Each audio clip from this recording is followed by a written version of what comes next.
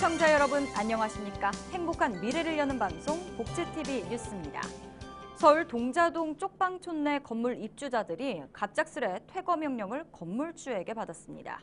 그 이유는 건물 안전진단 결과 철거가 필요하다는 등급을 받아서인데요. 박정인 기자가 현장에 다녀왔습니다. 서울 용산구 동자동 쪽방촌 내 건물 입주민들이 강제로 쫓겨날 위기에 놓였습니다. 그 이유는 제 앞에 지금 이렇게 노란색 공고문이 붙어 있는데요. 이 구조 안전진단 결과에 따라 철거 및 구조 보강 공사가 필요한 구조체로 판정됐기 때문에 이 3월 15일까지 모두 퇴거해 줘야 한다고 쓰여 있기 때문입니다. 지난해 12월 해당 건물주가 구조 안전진단을 통해 D등급을 판정받았고 입주민들에게 일방적으로 통보한 것입니다. 입주민들은 건물주가 안전진단을 받지도 않은 상태에서 허위로 진단을 받았다고 주장하고 있다는 것입니다. 저희가 용산구청에 알아보고 그런 안전진단 업체가 있느냐 이것도 불분명하고 그런 것도 없고 그래서 그런 업체조차도 존재하지 않는 업체이기 때문에 우리는 그거를 믿을 수가 없다. 그래서 우리가 안전진단을 받겠다는 거죠. 그러나 건물주는 퇴거일인 15일이 지나자마자 바로 다음 날 철거를 위한 작업을 시작했고 입주민들은 해당 건물 앞에 천막을 치고 외부인의 출입을 막으며 대치하고 있는 상황입니다. 서울역 쪽방상담소도 공공임대주택에 입주할 수 있는 대안책만 제시할 뿐 명확한 대책은 없습니다. 저희가 더 이상 개입할 수 있는 여지는 없고요. 직접적으로 이제 주민들의 비대위 임원분들이나 그래가지고 집주인하고 직접 다이렉트로 이제 해서 이렇게 해결을 하는 수밖에 없죠. 대책 마련 없이 대치만 계속되고 있는 상황 속에 언제 거리로 내몰릴지 모르는 입주민들은 오늘도 불안한 하루를 보내고 있습니다. 복지TV 뉴스 박정인입니다. 다문화 가정의 미취학 어린이에게 한국어 등 기초학습을 도와주는 다문화 유치원이 올해 시범 운영됩니다. 교육부가 2015년 다문화 학생 교육 지원 계획을 발표했습니다. 지난해 초중고등학교에 다니는 다문화 학생은 67,806명으로 전체 초중고 학생의 1.07%를 차지하며 꾸준히 늘어나고 있습니다. 하지만 다문화 학생의 학업 중단율도 해마다 증가해 지난해에는 평균 1%까지 올라갔습니다. 다문화 가정의 미취학 어린이는 12만 1,000명. 앞으로 초중고에 다니는 다문화 학생은 더 증가할 것으로 예상되는 상황.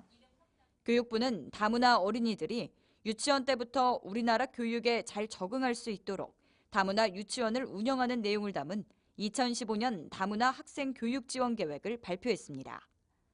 유치원 단계부터 언어와 기초학습을 지원하는 것으로 다문화 어린이 수가 많은 서울과 경기, 충남, 전남, 경남 등 5개 시군에 각 6곳씩 다문화 유치원을 선정해 올해 30곳을 시범 운영한다는 계획입니다.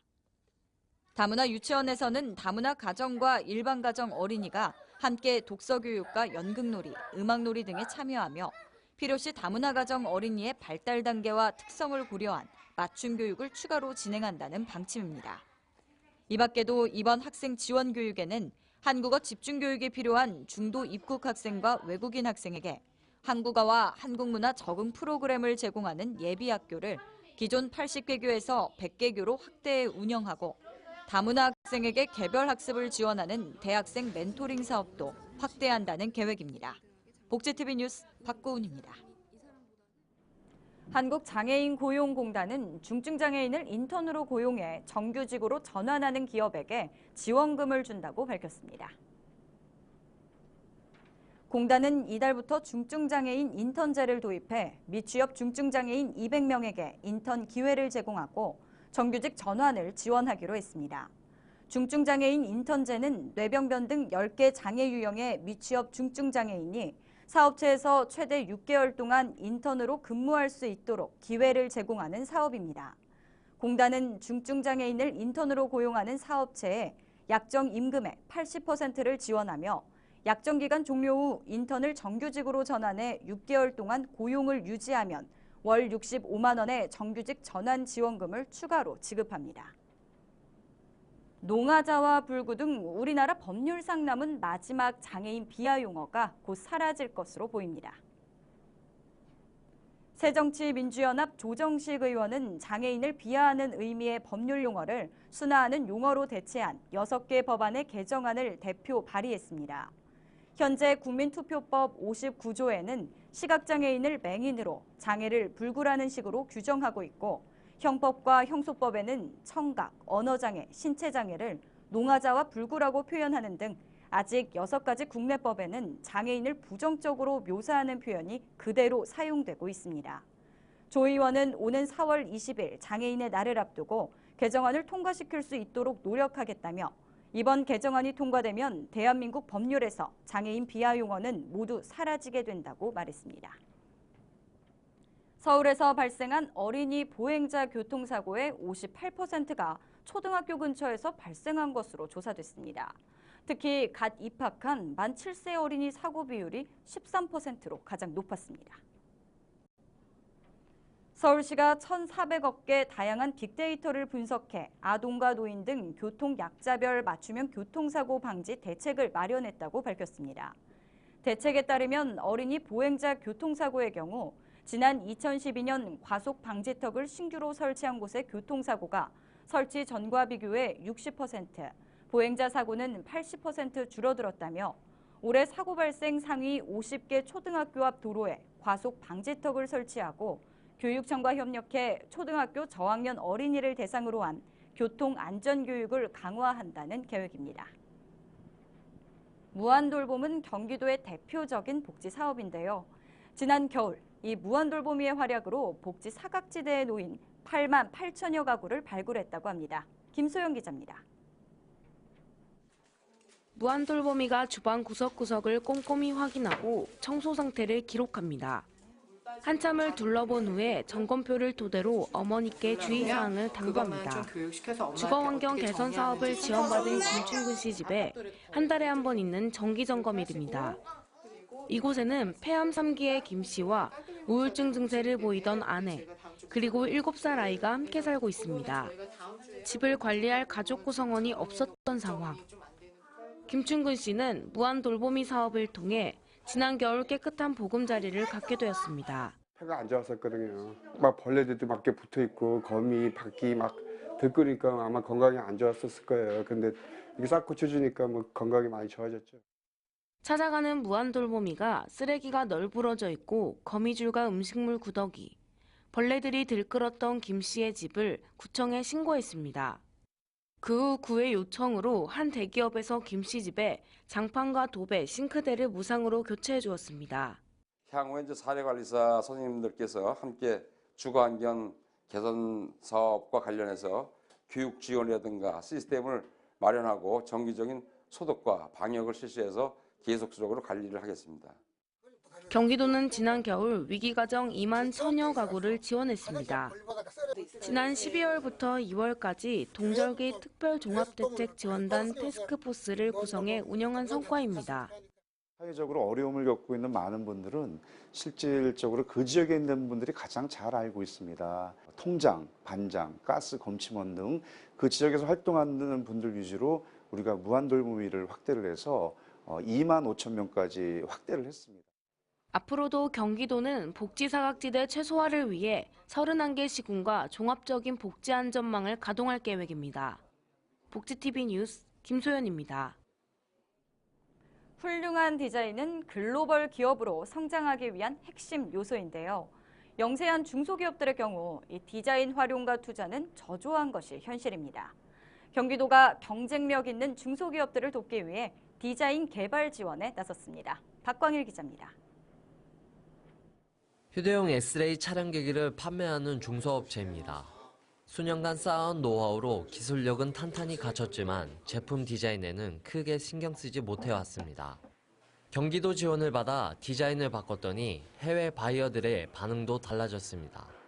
관심을 보이는 업체가 늘어 지금은 60여 개국에 수출할 정도로 성장했습니다. 해외 바이어들이 새로운 디자인을 보고 상당히 디자인이 시각적으로 많이 좋아졌다.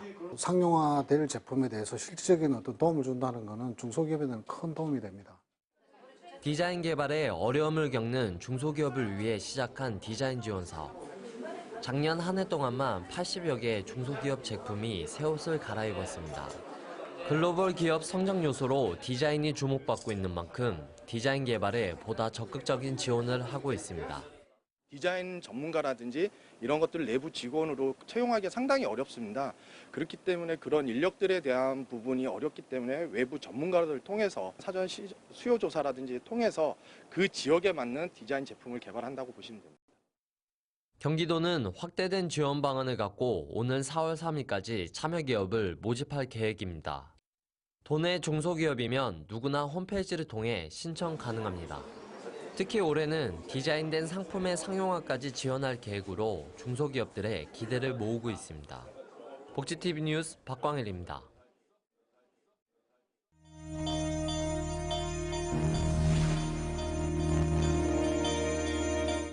이어서 간추린 뉴스를 전해드립니다. 서울시는 시의 다양한 정보를 쉽고 빠르게 확인할 수 있도록 서울지도 홈페이지를 개편했습니다.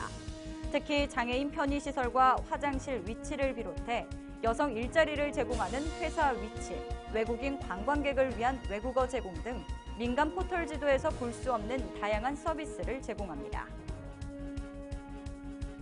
보육 인력 국가 자격증 2015년 보수교육 신청 접수가 오는 29일까지 진행됩니다. 신청은 보육 인력 국가 자격증 홈페이지에서 현직과 비현직에 관계없이 보수교육 대상자 누구나 신청할 수 있습니다.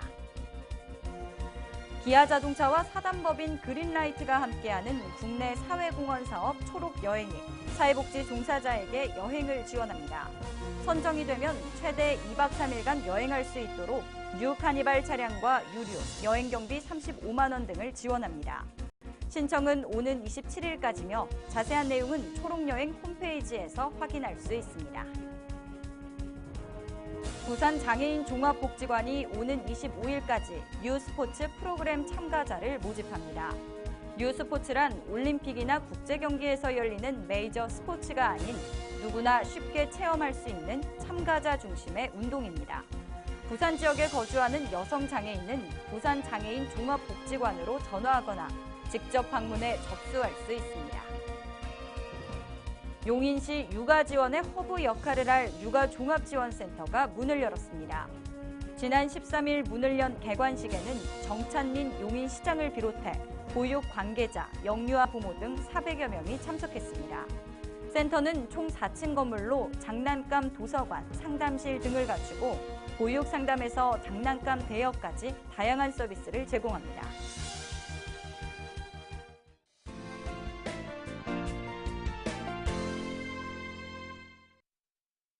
반가운 소식입니다. 서울시가 전국 지자체 최초로 뇌성마비 등 중증장애를 대상으로 오는 4월부터 중증장애인 인턴제를 운영할 계획을 발표했습니다. 서울시에 있는 22개 중증장애인 자립생활센터에 인턴 1명씩 총 22명의 중증장애인 인턴을 모집해서 4월 1일부터 12월까지 9개월간 근무하게 된다고 합니다. 중증장애인 인턴제는 고용이 힘든 뇌성마비 등 중증장애인들이 자립생활센터를 통해 맞춤식 훈련과 취업 경험의 기회를 제공받아 경제적 자립을 실현할 수 있도록 하기 위해 마련된 것으로 기획과 회계, 기본사업, 선택사업, 특화사업 등 센터 업무 등을 배우며 직업의 능력을 높이는 프로그램입니다. 우리 사회에서 뇌성마비 장애인 등 중증장애인들의 직업생활은 전문기관의 부재와 편견으로 거의 불가능한 실정이었는데 몇 년 전 중증장애인 단체가 고용노동부와 함께 한시적인 프로그램으로 운영하다가 중증장애인 단체가 지난해 6월 지방선거 당시 시범사업을 제안하고 서울시가 정책 제안을 받아들여서 실시하는 프로그램입니다.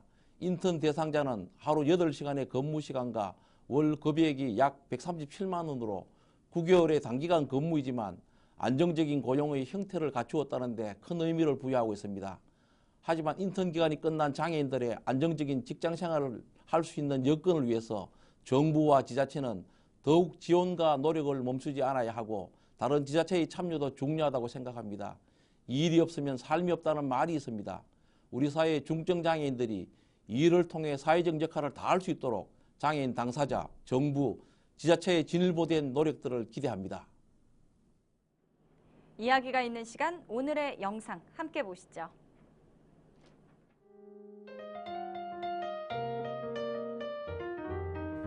화재 시 소방차의 신속한 출동은 무엇보다 중요한 일이죠. 하지만 시민들의 협조 부족으로 골든타임을 한참 넘기고 나서야 도착하는 경우가 많은데요. 앞으론 사이렌 소리가 들려오면 길을 내주는 배려, 실천해 보시는 건 어떨까요? 민방위의 날을 맞아 전국적으로 소방차 길터주기 훈련이 실시됐는데요. 화재 시 소방차의 신속한 도착을 위해 긴급 자동차의 사이렌 소리가 들리면 먼저 이들 차량이 지나가도록 양보해 길을 터주는 것. 내 가족과 이웃의 소중한 생명을 지키는 일입니다. 행복한 미래를 여는 방송 복지TV 뉴스를 마칩니다. 시청해주신 여러분 고맙습니다.